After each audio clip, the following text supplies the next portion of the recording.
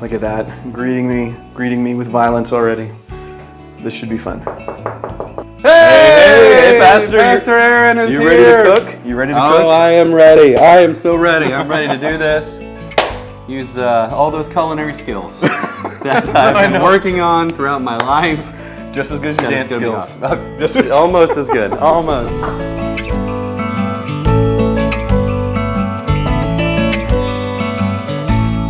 Welcome to another episode, a very special episode of Cooking for Christmas with the Pastors. We have traveled through time, celebrating our church's 100-year anniversary, and we are back in the 80s/90s. You're a child of the 80s, my child. 90s. My childhood right there. Mine too, Love mine the too. 80s. And so what we wanted to do is, for your holiday parties, for your Christmas parties, maybe even New Year's parties, we wanted to test out some recipes for you. This is our service. Our service, our Christmas gift to absolutely. you. And so we have found two recipes, but these are not just any recipes. Anybody can find a recipe online. Not today. One of the things that we do at First Baptist is we sell recipes as a fundraiser. Well, we used to. We used to. We don't anymore. I think 2010, so it's been a decade. Circa Not under Scott's tutelage have Yeah. we sold recipes, but maybe next. Yes. We have two cookbooks, one from 1993 and one from 1988-89. Now, when you brought these out, I said to you, see, I was in the youth ministry when we sold these cookbooks, and I went door to door in my neighborhood, all over, trying to sell these. I think it was like $7 a piece, and you got to keep like 4 or something for your youth fund. Just to prove it to you, bud, we have right here in our cookbook stash. Do you see what we got right there?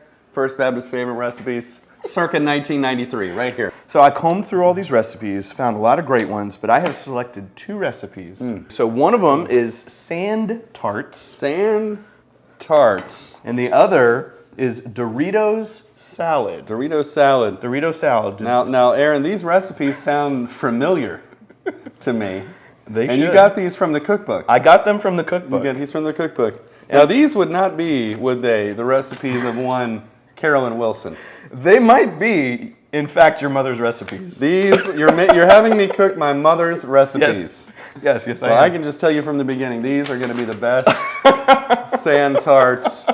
My mother did not raise a dummy. Simple 5-ingredient recipe for you good folks at home. And we will post the recipe below. So you will some have butter, this. powdered sugar, flour, vanilla, chopped nuts, all you need. All you need. So we're going to start by creaming some butter and sugar. I did not know I think so. until a few moments ago what it meant to cream butter at all. Just to be perfectly honest with you. Now, is this something that your mom makes every year? Oh, she does. This is every year. This is on the menu. Once you work on creaming that. Okay. 2 cups flour. Uh-oh, do you hear that music? Okay, we're gonna start off easy. Okay. I need you to find me a whisk. Find me a whisk. A whisk. Where is a whisk? A whisk. Before the time runs out. Where's a whisk? I don't know. I thought they were in this drawer right here. A whisk. Yeah! There it is. There's a whisk right there. Very impressive. The whisk. This song that's is still it. going on. You did a great job. Yeah. I did it. All right. So am I just chopping these sous chef? I know you've had more experience in the cup. Okay, hold on. No. You got no. I would just like, for the record, he's chopping walnuts with one of these bad boys. I got a better enough right here. A pairing. That's a minor upgrade. There's a good chance I'm going to lose a finger. Yes. And he wanted to step it up. Don't film the chopping of the nuts. Oh, Amanda, come on now.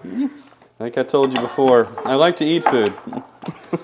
Making it, not so much. I appreciate those who do. Yeah, is there a better way to chop nuts? I would go with one of these bad boys, and I would probably grab a cutting board. While you're chopping those, which you're doing an excellent job, by the way. All right, thank you. This is our Food Through the Decades quiz. So I'm going to name a food item. And you tell me what decade you think it's from. How about Lipton onion soup dip? I'm going to go 1930s on that. 30s. It is actually the 60s. 60s. Too far back. How about ranch dressing? What decade is ranch dressing? I'm going to go 50s. 1950s. It is the 80s. Chicken a la king. Chicken a la king. Have you ever had chicken a la king? If I have, I don't remember it. 70s. Ooh, you're only 2 decades off. It's the 50s. 50s. You're getting closer. It seems to be cream. And now we form into small balls. But I think if you take that, it'll help. See that right there? That right there. Now I'm using a tablespoon. You could use whatever size that you want, but it's probably not. You just want to sound confident on these things. It's my wife in the background correcting me. Our sand tarts are ready. I like it. Now the oven is still preheating. Okay. So we give that a moment to continue preheating. Why don't we move on to the Dorito salad? Dorito salad. If you would open that oven for me, kind sir. Now make sure the children stay out of the kitchen while we're. 30 minutes. Zeke, you looking forward to eating what Daddy's cooking? Huh? He's smiling. I don't know what that means. I think it's a yes. All right. All right. Well, I'm chopping this. I've got another food for the decade for you. Oh, all right. Good. Well, I did so well on the last set of questions. You went from 3 decades to 2 decades, which means you're trending in the right direction. Let's give you another one. All right. Avocado toast. I have that firmly attached to millennials. Okay. So I'm going to go Right 2010s. on point. Scott, getting better with age. 2010s. Like a fine cheese. Mock apple pie. I'm going to go, let's see, Great Depression started in 29, right? I'm going to go 1930s. Count it. Count it. Look at that. He's on fire. All right, all right. Oh, this is a good one. Fajitas. Now, I'm going to say 90s. Very close. 80s. 80s. All right. Uh-oh. All right. Uh-oh. Run, run, Rudolph. Leave the pot on the stove. I need you to find a salt shaker. Salt shaker. Oh, that one was too easy. As soon as I said it, I knew it was there. Boom. Excellent. That was in my medium category, too. Now, most so of the time it's over here by the microwave, but so I was a little thrown by that, but it didn't throw you. It right didn't throw out you in the enough. That's impressive. Megan, you're wondering about my knowledge of the kitchen and where things are, aren't you? Hey, I'm 2 for 2 so far. Kids love it. Parents love it. He just ran off with our cookbook. He's taking things from the kitchen one by one. Just says ranch style beans drained. Doesn't say how much. I'm assuming it's probably the whole kit and caboodle. So next time you talk to your mom, you have to say, hey, if you could be a little bit more detailed in your recipes, I'd appreciate it. Hold it over the sink, drain the liquid. Oh, you're not using I thought he put the top in there. No, he's just, you got your puppy dog paw in there and just, that is the way a man drains beans right there. That is, There you go. I tip my chef hat to you because that was impressive. If you're grabbing a bag of Doritos to just munch on Super Bowl, what are you grabbing? What kind of Cool Dorito? Ranch. Cool Ranch is That is the where only it's at. correct answer because Cool Ranch is incredible. Yeah, So they really are. Oh, hello. run, Rudolph. All right, we're gonna move into the hard round. I need you to. Kitchen shears are on here, but I won't do that to you. How about a Dutch oven? A Dutch oven. Oh, Megan is shaking her head. Yes, you have a Dutch oven in this kitchen. A Dutch oven. Ah, I thought that was just a big pot. That's a Dutch oven? Dutch Wow. oven. Yeah. Now, the sand tarts you recognize. Did you recognize the Dorito salad? Oh, yes. I remember the Dorito salad. All right, Scott. While that timer counts down on those cookies, Yes. which I am Looking forward to. I know you are an eggnog fan. Huge. We had the an nog. epic adventure New Year's Eve trying to find eggnog. You were with me, yes. Didn't I We take went you to to like 3-4 stores, Yes. convenience I'm stores? like, we're gonna find it, and then we found Yeah. eggnog, and it was the worst stuff we'd ever had. You It was remember? bad. So this is Southern Comfort, non-alcoholic eggnog, but this is not just eggnog. This is vanilla spice flavored eggnog. That does have some good flavor. The flavor is unbeatable. Wow, it's sweeter. It is sweet. I do think this could pull some people in. To the eggnog If you've never family. liked nog before, this could be the gateway drug that kind of pulls people into the. This is the gateway nog. Well, what you find with eggnog is people either love it or they hate it, right? It is a very strong. There's not a lot of people lukewarm No. on the nog. Okay, so I know early on, call to ministry, you were thinking God was leading you towards music ministry, studied that at Florida State. What led you away from that more towards pastoral ministry? What was that transition like? So I think, in college at Florida State, kind of where I found my home away from home was at the Baptist Collegiate Ministry, the BCM. They had a building there on the campus. That's where I would go in between all my classes. Played a lot of ping pong, in those days.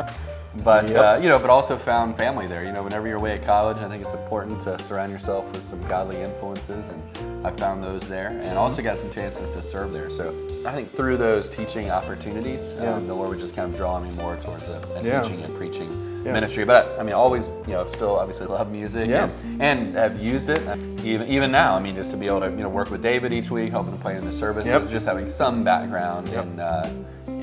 But just kind of over a period of time, the Lord just kind of led me more in the direction of what I'm doing now. Oh, that's cool. Yeah, I always remember there was a transition. I just didn't know if there was like a moment. That's good. The opportunities. Sometimes you just never know the opportunities you get and what it could develop into or lead into. And is that the timer for the cookies? Do we need to check that out? All right. Oh, did you enjoy the nog? Nog was good. Nog was real good. I'll leave that for you. So you can sneak that in the evening. All right. Now it just says Doritos chips. So it's another one of those vagaries. I'm wondering if my sister Robin is watching this right now, my brother Chuck, if they remember the Dorito salad. Please let us know. They'll comment. Please let us know. Below. Well, I'm crunching those bad boys up. That actually takes me back to my childhood right there a little bit. I would make this tonight. This would be a great dinner. So what happened was we cooked, the recipe said 30 minutes. 30 minutes. It looked a little toasty. Well, and I actually stopped it a little bit early. I stopped it at 22 minutes to check it. And the bottoms were very dark. Now they are supposed to be crunchy, but it seemed like a little too crunchy. And what we think that is your mom sandbagging a little bit so that when you make them from the recipe, they're not as good as when she makes them. That's exactly right. That's a veteran move right there. I appreciate that. We had enough batter to make another batch, and we did 15 minutes. And now we just pulled them out, so 15 minutes, and now we have to roll them in the powdered sugar. We only had enough to fill the middle, so for presentation, we do have another batch somewhere. Sprinkled a little powdered sugar around the rings. Look at that powdered sugar's like melting on it. Oh, that's the one? That's the one. That's just how Mama made it right there. Well, that is good. I'm bringing some of these over to your house, and I'm going to see. Tell me how I did. All right, I think you should be proud.